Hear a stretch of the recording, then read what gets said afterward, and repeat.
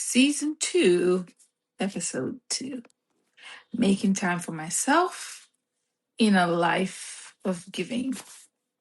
Welcome back to the Organized Opulence Podcast, the space where busy professionals like you learn how to live well, work smart, stay organized while building a life you love.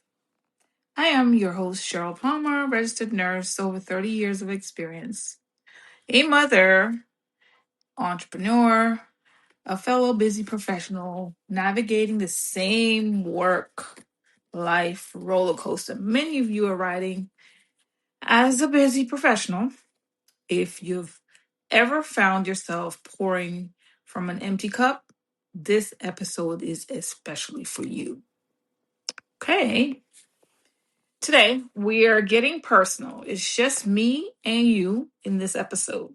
And I'm opening up about what it is like to be a caregiver in your profession and your home while still trying to save some energy and time for yourself. We're going to talk about the nurse that gives and gives and gives and gives. Let's start with the truth. Being a nurse is one of the most rewarding jobs on the planet, but it is also one of the most draining of jobs because you're constantly giving and giving and giving and working and trying to fix people and make their lives better, etc. So it can be very tiring. 30 years in this profession has taught me, though, how to manage crisis, comfort strangers, and keep my calm or composure in chaos. But what nursing tenure didn't teach me at first was how to care for myself once I left the hospital floor, clocked out of my shift.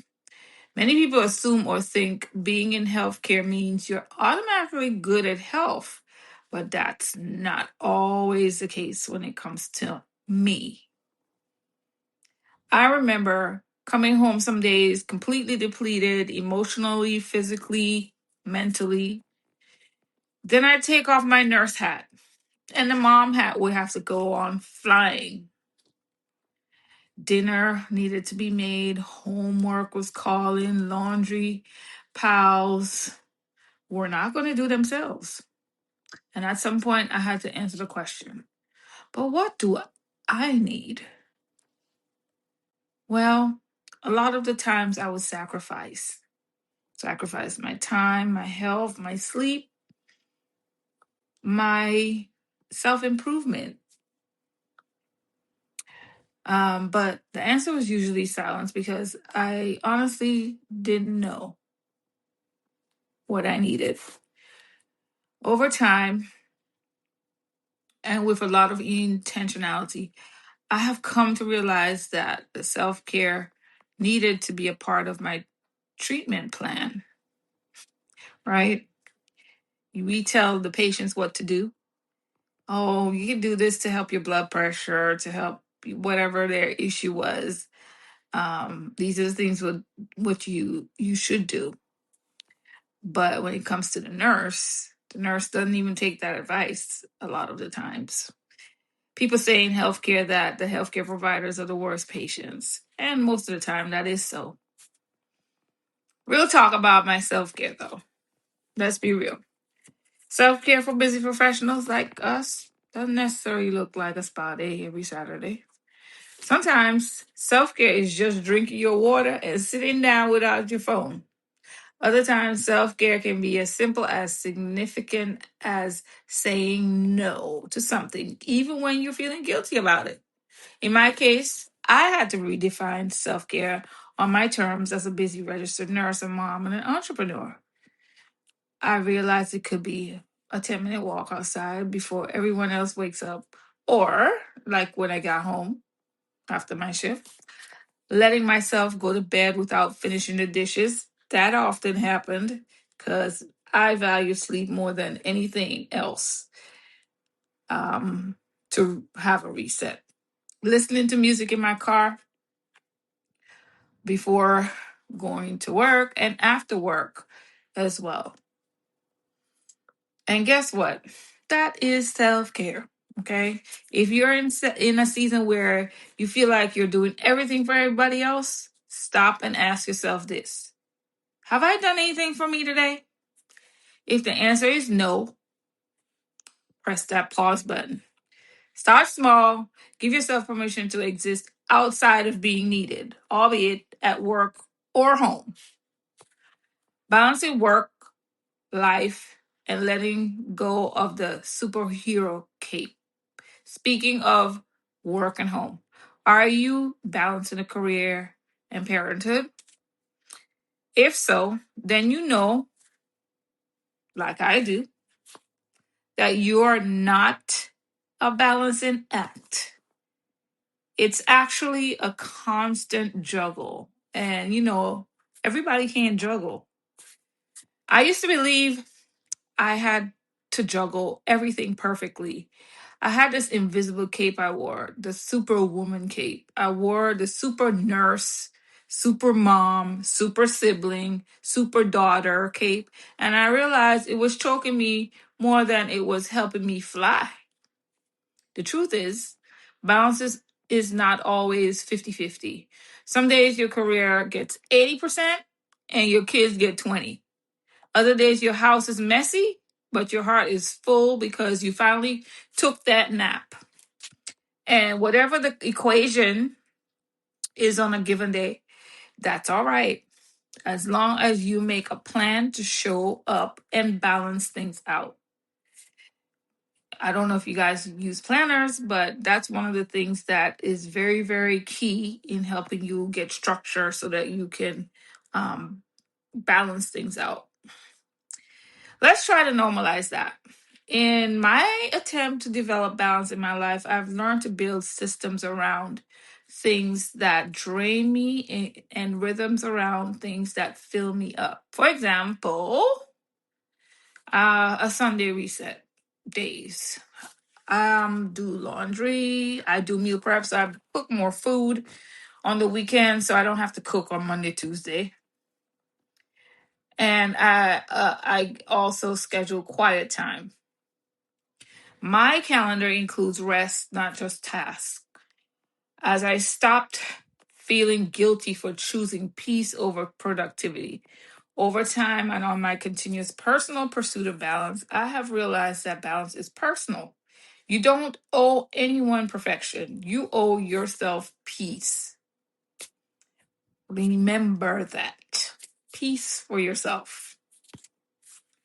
All right, so coming to the end of my little talk here. Here's some rapid fire fun, Cheryl style. All right, I always end my episodes with a little fun. 3 rapid fire questions. And yes, today I'm asking myself questions. So are we ready? Here we go. Putting on a face mask while cleaning. Oh, that's the answer. I'm sorry. The question is, what's a quirky self-care habit you swear by? And I was answering out of turn. Putting on a face mask while cleaning it makes the chore feel luxurious. Earth grounding for me too. When you walk barefoot on like sand or grass, that kind of grounds you and takes off the negative energies. And when you connect physically with the earth, and for me, I ground myself. I prefer to ground myself in the sand, and that actually improves my mood. Number 2, if you could teleport to any place for 1 hour of peace, where would you go?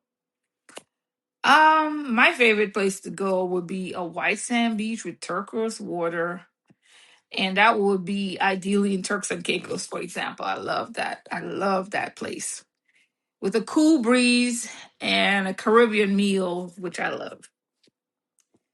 Number 3, what's your mom guilt? Snack you secretly love but keep from your kids so you can eat it all to yourself or enjoy it all yourself. Well, for me, I know one time I bought like plantain chips.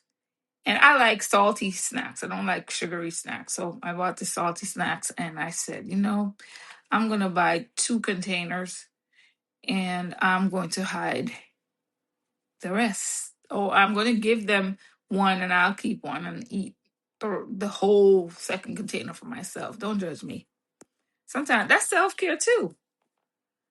Anyways, if there's one message I hope that you got from this short episode today, is that you deserve care. You are not just what you do for others. You are not just your role, your badge, your job, your title, your to do list. You are worthy of care, attention, and softness, even if the world around you hasn't paused to say it. Thank you for joining me today. I hope this solo episode gave you a moment of breath, some encouragement, and maybe even a few laughs. Don't forget to subscribe and share this episode with someone else who gives you a lot and might need a reminder to give themselves too. You can also visit our website, CherylUnlocks.com, for more resources, blog posts, and behind the scenes. The Instagram page, the link in bio, has resources there as well. Free download checklists to help you on your wellness journey. Until next time, if you're a giver, whether in scrubs, at a desk, or at home, I hope you remember that taking care of yourself is not a luxury. It is a necessity. Your well-being matters too. Keep carving out space for rest, joy, and balance, one moment at a time. Be well, stay balanced, and I'll see you in the next episode of the Organized Opulence Podcast. Bye now.